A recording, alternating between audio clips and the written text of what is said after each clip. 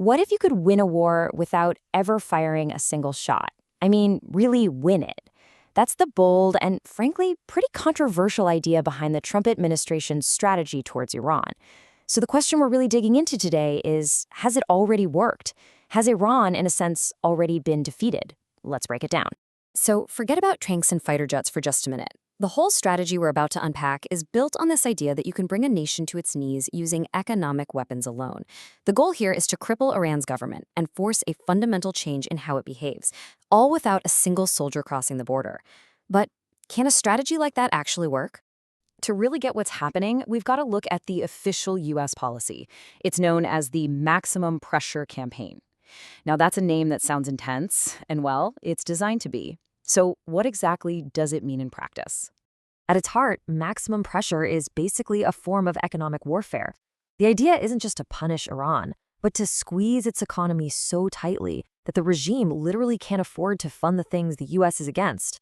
You know, like its nuclear ambitions and its military adventures across the Middle East. It's a full-court press, just using dollars and diplomacy instead of drones and destroyers. You have to understand, this strategy is a radical break from the past. Under the previous administration, the approach was the Iran nuclear deal, the JCPOA. That was all about diplomacy and economic integration. The idea was to bring Iran into the international community. Maximum pressure is the polar opposite. It's a decisive 180 pivot from engagement to total isolation. So, the big question, has it worked? Let's first look at the argument that says yes. The case for Iran's defeat isn't about captured territory or anything like that. It's about a nation that has been crippled. And the numbers, well, they're pretty staggering. The number one weapon in this economic war is oil. I mean, Iran's entire economy runs on it. So by sanctioning its sale, the U.S. has effectively cut off the regime's main artery of cash flow. Just think about that for a second. An 80% drop in your main source of income. For a whole country, that isn't just a downturn, it's a full-blown catastrophe.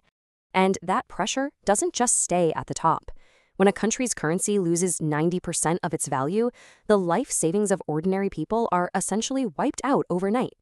Everything that's imported, from medicine to food, suddenly becomes impossibly expensive. This is what it looks like when an economy just implodes from the inside. And of course, if your currency becomes worthless, the price of everything you buy just skyrockets.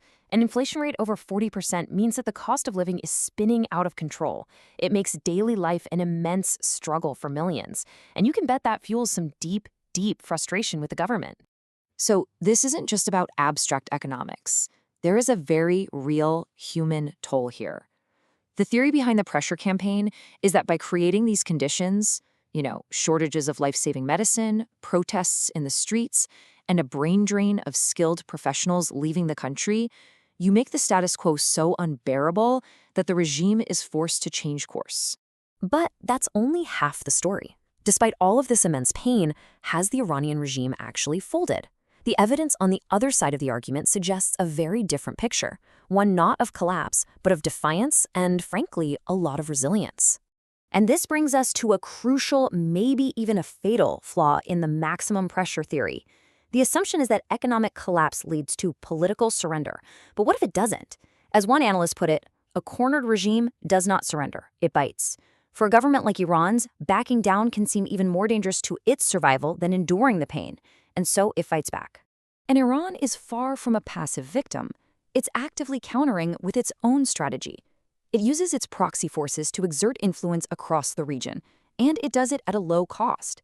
It launches cyber attacks to disrupt its adversaries. It carefully restarts elements of its nuclear program to create some negotiating leverage. And it uses a whole network of smuggling and black markets to keep at least some cash flowing. It's a strategy of asymmetric resistance, designed to show it can still project power. So where does this all leave us? Not with a clear victory or defeat, but with something far more complicated and, honestly, more dangerous. A high-stakes stalemate where both sides are feeling the pressure, and neither is willing to back down.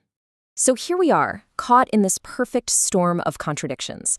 On one side, you see all the signs of a nation on the brink: a crippled economy, diplomatic isolation, internal unrest. But on the other, you see a regime that remains firmly in control, still wielding powerful influence in the region, and continuing to advance its most dangerous capabilities. Which brings us to our final and pretty unsettling question. Is this economic stalemate sustainable, or is it simply the quiet before a much more dangerous phase of this conflict begins? The strategy of maximum pressure has pushed Iran into a corner. The question is no longer just whether it will surrender, but what it's going to do now that it's trapped.